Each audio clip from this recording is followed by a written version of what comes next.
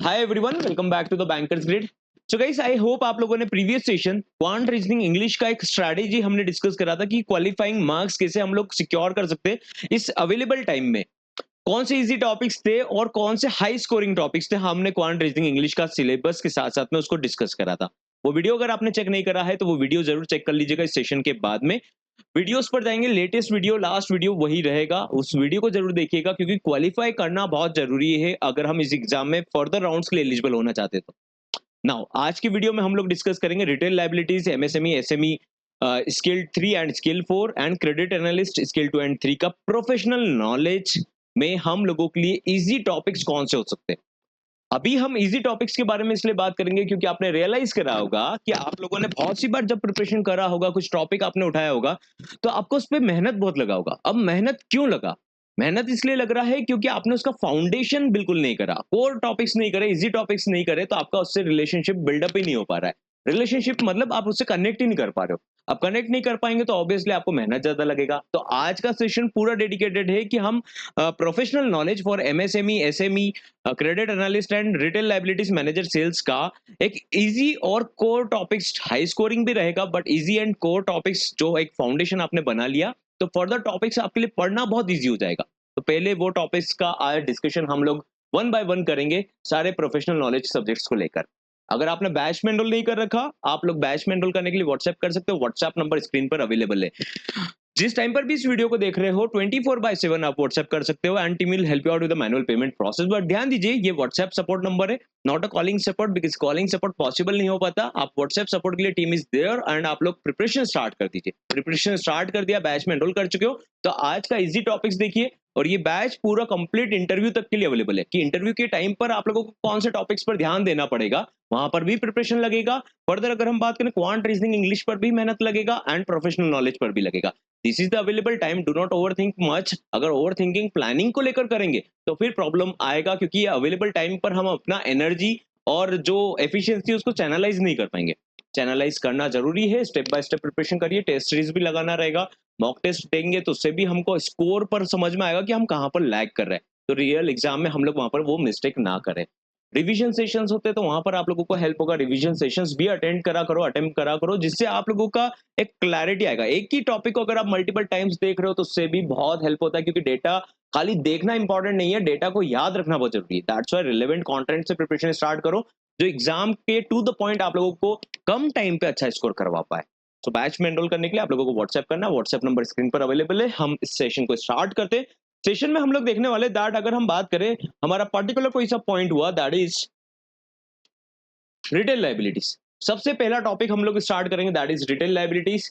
Retail liabilities पर भी आप लोगों ने कुछ सेक्शंस देखे, but what I mean to say is आप मैनेजर रिटेल लाइबिलिटीज का, सेल्स का अगर देख रहे हो तो क्वालिफाई कैसे करना है वो टॉपिक्स बाद में समझ में आएगा। पहले कोर फाउंडेशन टॉपिक समझिए जो आपकी फील्ड से रिलेटेड पूरा कोर टॉपिक है, जिसको आपने कर लिया तो दूसरा टॉपिक करना बहुत ईजी हो जाएगा। सबसे पहला टॉपिक हमारा है दैट इज, अगर हम बात करें रिटेल लाइबिलिटीज की पहले बात करेंगे, फिर एमएसएमई, एसएमई एंड फिर क्रेडिट एनालिस्ट की। आप लोगों को ध्यान देना है दैट जब भी बैंकिंग बिजनेस ऑपरेट हो रहा है तो बैंकर कस्टमर रिलेशनशिप सबसे इंपॉर्टेंट होता है क्योंकि यहाँ पर राइट्स ऑफ कस्टमर भी आता है, यहाँ पर obligations and duties of banker भी आता है। तो ये वर्ड अगर आपको बिजनेस लॉ नहीं पता तो फर्दर आप लोगों को प्रोडक्ट सेल करने पर बहुत ही प्रॉब्लम आएगा। एंड यही व्यू आप एक बार अपने आप को आपकी बैंक की तरफ रखकर देखिए कि वो आपसे क्या एक्सपेक्ट कर रहे हैं। वो चाहते हैं कि आपका इतना अंडरस्टैंडिंग हो कि आप बैंकर कस्टमर रिलेशनशिप समझते होंगे। ये समझ लिया तो फर्दर लॉ समझने में इजी हो जाएगा, कंज्यूमर प्रोटेक्शन एक्ट समझने में इजी हो जाएगा, बैंकिंग ऑम्बुड्समैन आपको समझने में इजी हो जाएगा। तो यहाँ पर आपको ध्यान देना दैट बैंकर कस्टमर रिलेशनशिप सबसे मेन पॉइंट है जहां से आपको स्टार्ट करना है। आप जब बैच में एनरोल करेंगे और कर चुके भी होंगे तो आप लोगों को पहला ही वीडियो इसी का मिलेगा। तो आप इस टॉपिक को करेंगे जब जाकर आप ओवरव्यू प्रोडक्ट्स के बारे में समझेंगे, फिर उसको मार्केट कर पाएंगे। अदरवाइज आप मार्केट ऐसे नहीं कर सकते किसी प्रोडक्ट को अगर आप उसके रूल्स, उसके लॉज को नहीं समझते।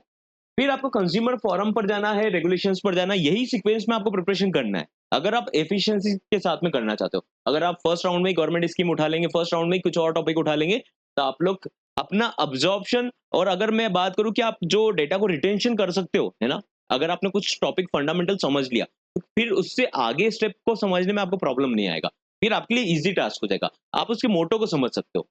थर्ड टॉपिक आपको करना है डिमांड एंड टाइम लायबिलिटीज का। इस डिमांड एंड टाइम लायबिलिटीज पर आपके फाइनेंशियल प्रोडक्ट्स भी आ जाएंगे कि डिमांड लायबिलिटी कौन सा, टाइम लायबिलिटी कौन सा है। इसके ऊपर एक क्वेश्चन डेफिनेटली आप लोग आपके एग्जाम में देखेंगे। डिमांड टाइम लायबिलिटीज में डिफरेंस देखने के बाद में उनके प्रोडक्ट्स का टेन्योर कितना होता है, एफडी का टेन्योर कितना होता है, मैक्सिमम एफडी कितने की होती है, मिनिमम कितने की होती है, RD and same certificate of deposit, ये पोर्शंस आपको कवर करना है। अकाउंट के फीचर्स, एनआरआई, एनआरओ सब कुछ देखना है यहाँ पर। एनआरआई, एनआरओ जो भी पेंडिंग है हमारा, हम लोग इंटरनली करेंगे क्योंकि हमारे पास सफिशिएंट टाइम है। आराम से कर सकते हैं हम, 4-5 दिन में पूरा सिलेबस भी कवर कर सकते हैं अभी रिमेनिंग वाला। तो डिमांड एंड टाइम लायबिलिटीज आप समझेंगे, इनके स्पेशल फीचर्स समझेंगे कि कौन सा प्रोडक्ट क्या फीचर देता है। स्पेशल फीचर्स आप लोगों को समझना है, ठीक है? ये समझिए पहले। ये समझेंगे then only you will be able to understand further topics, ठीक है? ये सीक्वेंस में ही आपको जाना है, इस सीक्वेंस में ही आपको प्रिपरेशन करना है। देन आपको सबसे important topic that is financial inclusion, इसमें सारा 2-3 गवर्नमेंट स्कीम्स भी आ जाएगा। ये टॉपिक्स आप पहले समझिए, फाइनेंशियल इंक्लूजन का मोटो क्या है, पहले ये समझिए फाइनेंशियल इंक्लूजन के टूल्स क्या-क्या है, गवर्नमेंट के इनिशिएटिव्स क्या है, आरबीआई इनिशिएटिव्स पर क्या काम कर रहा है। आप लोग ये पॉइंट समझेंगे then only you will be able to understand कि बैंकिंग का प्रोडक्ट्स काम कैसे कर रहा है और आपको सेल कैसे करना रहेगा। और एग्जाम में क्वेश्चन डेफिनेटली इसी फ्लो में आप लोगों को देखने को मिलेगा। ये हाई वेटेज टॉपिक है, इजी टॉपिक है जो आपको पहले कर लेना है। इतना टाइम लेंगे भी नहीं। अगर आपने एक बार इंटरेस्ट डेवलप कर लिया पढ़ने का कि यस मुझे जानना है, तो आप लोग इजीली फर्दर टॉपिक्स को याद भी रख पाएंगे। उसके बाद आपको डिफरेंट टाइप्स ऑफ अकाउंट्स देखना है, दैट इज सेविंग्स कैसे होता है, करंट अकाउंट स्पेशली आपको देखना है। यहाँ पर करंट अकाउंट पर different different types of accounts देखना है। हमने चेक करा था हिंदू अनडिवाइडेड फैमिली भी, तो आप लोग सारे अकाउंट्स देखेंगे, उनके डॉक्यूमेंटेशन को भी समझेंगे। Documentation one of the important keys होता है। जब आप सेल करेंगे प्रोडक्ट को तो आपके पास डॉक्यूमेंटेशन क्या करना है, तो वो बहुत इंपॉर्टेंट क्राइटेरिया है। तो डॉक्यूमेंटेशन पर आप लोग एक बार जाकर चेक कीजिए कि आपको डॉक्यूमेंटेशन कौन सा यूज करना है। इसके साथ में आपको फॉर्म्स भी देखना है। अलग-अलग फॉर्म्स आप लोगों ने देखा होगा कि 15G, 15H, अगर हम बात करें नॉमिनी एडिशन, डिलीशन, मॉडिफिकेशन करना है, लॉकर में करना है, तो कौन-कौन से फॉर्म्स है, उनके नाम याद नहीं करोगे फिर प्रॉब्लम होगा। मतलब आपको प्रोडक्ट ही नहीं पता तो बेचना क्या है ना? तो आप लोगों को डॉक्यूमेंटेशन के बाद में फॉर्म्स के ऊपर जाना है। उसका वीडियो भी अपलोडेड है। आपके पास जब टाइम मिलता है इसको वन गो में एक बार रिवाइज भी कर सकते हो। फर्दर अगर हम बात करें तो सबसे important tool that is KYC, C KYC के बारे में कौन मैनेज करता है, कितने नंबर का कैरेक्टर रहता है। उसके अलावा मीडियम, हाई और लो रिस्क के इंडिविजुअल्स और बिजनेस के लिए आप लोगों को कितने ड्यूरेशन पर, पीरियडिक ड्यूरेशन पर केवाईसी री अपडेट करना है, अपडेट करना है। तो आप लोगों को ध्यान देना कि केवाईसी बहुत इंपॉर्टेंट पैरामीटर है। पॉलिटिकली एक्सपोज पर्सन क्या होता है, एंटी मनी लॉन्ड्रिंग क्या होता है, क्या डिफरेंसेस है, मनी लॉन्ड्रिंग क्या होता है और टैक्स से बचने के लिए चोरी करने को क्या बोलते हैं। ये सब टर्म्स आप एक बार देख लेंगे तो आप लोगों से कुछ भी क्वेश्चन यहाँ से बचेगा नहीं। आपने पूरा कोर फाउंडेशन समझ लिया है। इसके बाद आप टैक्सेशन समझिए क्योंकि यहाँ पर टैक्स रिडेम्पशन के ऊपर भी बहुत बात होता है। और अगर हम बात करें तो टैक्सेशन पर कौन सा गवर्नमेंट पॉलिसी काम कर रहा है, तो ये हमने इंटरनली समझा। इसको पॉइंट को समझिए, वापस से मैराथन में आप लोगों को वापस से रिवीजन होगा। लेकिन अभी के अवेलेबल टाइम पर ये सीक्वेंस में एक बार आप जाइए। चैप्टर वाइज ही आप लोगों का अपलोडेड है वेबसाइट पर भी। जब आप इंटरनली एनरोल करते हो तो आप प्रिपरेशन करते हो तो ये भी मिलता है। फिर हम लाइव क्लासेस जो करते हैं उसको भी डे टू डे करिए। ये टॉपिक्स वापस से वन गो में रिवीजन होगा तो उसमें आपका और लर्निंग होगा। एमसीक्यूज भी अपलोड हो रहा था, एमसीक्यूज टॉपिक वाइज अपलोड होगा कि आपका प्रैक्टिस हो पाए, राइट? और ये टॉपिक्स ऐसे नहीं है कि आपको कुछ फॉर्मूला याद करना है, ये बहुत बेसिक टॉपिक्स है और एक बार देखेंगे तो भी याद हो जाएगा। पीडीएफ भी अपलोडेड है वेबसाइट पर, वहां से चेक करेंगे, अपने नोट्स बनाइए और जो की पॉइंट समझ में नहीं आता उसको नोट करा करो, ठीक है? टैक्सेशन के बाद में सेल्स एंड मैनेजमेंट के बारे में जो हमने इंटरनली देखा है वो टॉपिक्स आप सारा कर लेंगे। एक बार मार्केटिंग के बारे में, एक बार यूट्यूब पर एमसीक्यूज भी हो चुका है उसके ऊपर। फर्दर आप उसको एक बार जैसे 4P मॉडल क्या है, 7P मॉडल क्या है, मार्केटिंग के स्ट्रैटेजीज, अप सेलिंग क्या होता है, क्रॉस सेलिंग क्या होता है, डिजिटल मार्केटिंग पर सीटीए क्या होता है, इससे फर्दर टॉपिक्स आप लोगों को चेक करना है, राइट? ब्रांडिंग, मार्केटिंग, एडवर्टाइजमेंट में डिफरेंस क्या होता है, इनके मेथड्स क्या है। तो अगर आपने एक बार इसको गो थ्रू कर लिया तो आप लोगों को कुछ भी प्रॉब्लम नहीं आएगा। डिजिटल सेल्स के बारे में हो गया। तो ये टॉपिक्स आप पहले समझ लीजिए and literally I am telling कुछ भी टाइम नहीं लगता। बैंकर कस्टमर रिलेशनशिप क्या है, लॉकर अगर कोई लेने आ रहा है तो क्या रिलेशनशिप बनेगा, कोई लोन लेने आ रहा है तो क्या रिलेशनशिप बनेगा, क्रेडिट लेने अगर हम बैंक में डिपॉजिट करवा रहे हैं तो क्या रिलेशनशिप बनेगा, प्रिंसिपल एजेंट रिलेशनशिप क्या होता है। तो ये सारे रिलेशनशिप समझना ही है, दैट्स इट, कुछ भी नहीं है। आप डे टू डे उसी पर काम करते हो तो उसको समझ लेंगे तो बाकी के टॉपिक सारे इजी हो जाएंगे आप लोगों को, राइट? तो ये आपका एजेंडा था जो आपको लोगों को फॉलो करना है डेडिकेशन के साथ में, और ये सीक्वेंस फॉलो करेंगे तो आप लोगों को डेफिनेटली हेल्प होगा। अगर आप बिजनेस लॉ नहीं समझ रहे जहां पर आप लोग काम करते हो, कंज्यूमर फोरम के बारे में नहीं समझ रहे हो, कितना उसका एलिजिबिलिटी क्राइटेरिया रहता है, क्या कंडीशन है, आप बैंकिंग ऑम्बुड्समैन नहीं समझते हो, आप केवाईसी नहीं समझते हो, यहाँ पर और भी फॉर्म्स होते हैं जैसे कि अगर हम बात करें सीआरएस फॉर्म रहता है, यहाँ पे फतका रहता है, तो फतका क्या कंडीशन रहता है, किस कंडीशन पर काम होता है, राइट? कहाँ पर टैक्स का बचाने के लिए हम लोग, आई मीन टू से टैक्स का अगर हम क्रॉस चेक करने के लिए उस फॉर्म को यूज करते हैं। तो ये बेसिक फॉर्म्स आप लोगों ने एक बार देख लिया, प्रोप्राइटरशिप अकाउंट क्या होता है, एलएलपी क्या होता है, public limited, private limited, minimum number of members, directors कितने होते हैं, मिनिमम नंबर, और कौन-कौन से टैक्सेस के लॉ चलते हैं उनके ऊपर, है ना? एमओए क्या होता है, एओए क्या होता है, एलईआई क्या होता है, ये सारे डॉक्यूमेंटेशन प्रोसेस आप लोगों को समझना है। ये सेशन में हमने बहुत शॉर्ट में और बहुत अच्छे से डिटेल में समझा है ना? शॉर्ट मतलब शॉर्ट ड्यूरेशन में और डिटेल वे में समझा है। आप आराम से कर सकते हो। ठीक है? जिसने बैच में एनरोल नहीं करा गाइस, आप बैच में एनरोल कर लीजिए, बैच में एनरोल कर चुके भी हो। और उसके बाद भी अगर आप आपका प्रोफेशनल नॉलेज नहीं कर रहे हो, आप ऐसा सोच रहे हो कि यस हमने बैच में एनरोल कर लिया, अब तो हमारा सिलेक्शन हो जाएगा ऑटोमेटिकली या फिर हमारे पास टाइम मिलेगा फिर होगा। लेकिन आपको टाइम निकालना पड़ेगा। आपको टाइम क्यों निकालना पड़ेगा? क्योंकि आप ऑलरेडी बिज़ी हो, ऑक्यूपाइड हो। अब आपको चैनलाइज़ करना है, जितना भी अवेलेबल टाइम होता है क्लास में लाइव आ जाओ। लाइव आ जाओगे तो उससे बहुत हेल्प हो जाएगा क्योंकि आपका एक कनेक्शन बन जाएगा। कनेक्शन से मतलब आप एक बार टाइम पर आ रहे हो तो आपका रूटीन बनेगा, कंसिस्टेंसी आएगा और जितने टॉपिक को आपको जितना टाइम देना है इतना ही टाइम देंगे। ऐसा अदरवाइज़ होगा कि आप एक टॉपिक करने बैठे बट आपका मन नहीं लग रहा है। बट यहाँ पर आप कर रहे हो तो फोर्सफुली आपको देखना पड़ रहा है, कुछ क्वेश्चन्स हो रहे हैं, कुछ बातचीत हो रहा है तो जिससे आप लोगों को फर्दर क्लैरिटी आएगा। राइट? और नोट्स जब मिलेगा, एमसीक्यूज़ लगाओगे, टेस्ट दोगे तो और फर्दर क्लैरिफिकेशन आएगा जिससे आप लोगों का हैबिट और प्रैक्टिस दोनों इंप्रूव हो जाएगा। एमएसएमई और एसएमई की बात करें तो गाइस यहाँ पर मैं पहले भी इस टॉपिक के बारे में बता चुका हूँ बट अगर आपको समझना है कोर फाउंडेशन फर्दर टॉपिक्स को समझना है तो उससे पहले ऐसा नहीं कि डायरेक्टली आप फैक्टरिंग, फॉरफिटिंग और टीआरईटीएस क्या है ये समझने लग गए। उससे पहले आप समझिए हिस्ट्री एंड इवोल्यूशन क्या है। आपको इंटरेस्ट भी आएगा और आपको फर्दर जो टॉपिक्स रहेंगे समझने के लिए वो बहुत ईज़ी हो जाएँगे। यहाँ से शायद डायरेक्टली क्वेश्चन ना आए, बट एक हेल्प हो जाएगा कि इसके बाद में आपको पूरा प्रोसेस समझ में आ जाएगा कि अब क्या इवोल्यूशन चल रहा है, ये गवर्नमेंट स्कीम क्या सर्व करना चाहती है, ये एक्ट क्या सर्व करना चाहता है और बैंक का मोटो क्या है, बैंक कैसे अपने आप को सेफगार्ड कर रहा है, ठीक है? क्या गाइडलाइंस है, क्या रेगुलेटरी बॉडीज़ बोल रहे हैं, राइट? तो यहाँ पर फिर सेकंड टॉपिक है दैट इज़ एमएसएमई का क्लासिफिकेशन अभी चेंज भी हो चुका है बट एमएसएमई का क्लासिफिकेशन पहले समझिए, ठीक है? एमएसएमई का क्लासिफिकेशन समझना ज़रूरी है, समझिए, याद मत करिए, पहले समझिए कि किस-किस सेक्टर में डिवाइड करा है, एंटरप्राइज़ क्या होता है और कौन-कौन सी कंपनीज़ है, कितने वैराइटीज़ ऑफ सेक्टर्स है जो काम करते हैं, जैसे कि अगर हम बात करें सर्विस इंडस्ट्री है, मैन्युफैक्चरिंग है, ट्रेडिंग है, तो कौन-कौन से सेक्टर्स इसके अंदर में आते हैं, उनका सेटअप कैसे होता है, क्लस्टर पॉलिसीज़ क्या काम करती है। तो ये सब आपको पॉइंट्स देखना है, इसके बाद में आपको देखना है फाइनेंशियल इंस्टीट्यूशंस का रोल क्या है। ये सीक्वेंस फॉलो कर लीजिए guys and it will surely help you out.